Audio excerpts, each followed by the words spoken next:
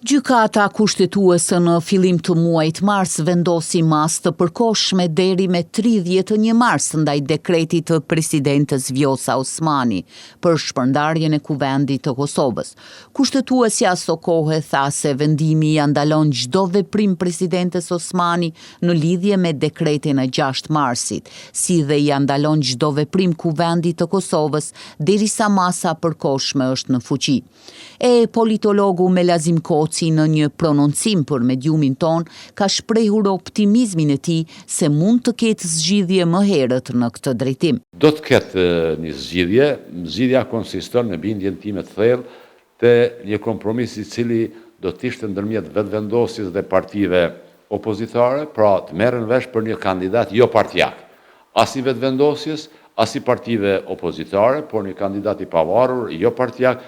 Kjo do të ishte zgjidhja edhe më korrekte edhe më fair, sepse vetëvendosja ka marrë qeverinë dhe kryetarin e parlamentit, një president jo partijak dhe i pavarur do të ishte kompromisi. Unë besoj që do të arrihet ai kompromis.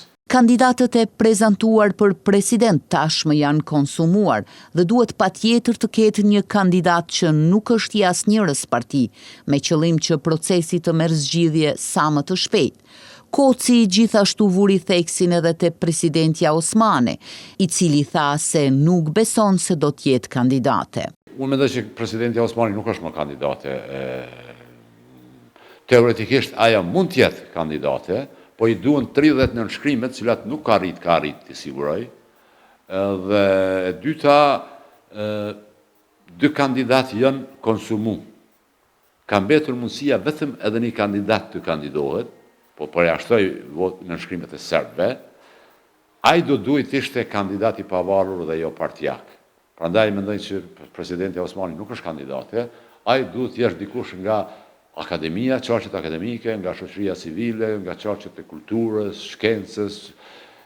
Nuk mendoj që zonja Osmani duhet të jetë dikush i pavarur, neutral dhe jo partijak. Kujtojmë se gjatë seancës për zgjedhjen e presidentit, partitë opozitare pamundësuan votimin, sepse të njëjtat e kishin braktisur sallën, pasi kishin dëshmuar bisedimet paraprake me Kurtin për një emër që do të gëzonte mbështetjen e nevojshme.